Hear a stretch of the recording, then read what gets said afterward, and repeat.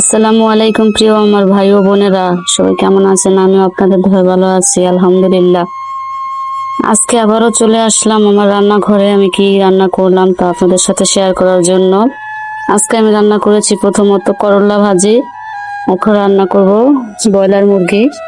প্রথমত আমি আসল মশলাগুলো ভালোভাবে কষিয়ে নিচ্ছি। মশলাগুলো মশলাগুলো কষানো হয়ে যাচ্ছে, এই পর্যায়ে দিয়ে দেবো মুরগির মাংসগুলো।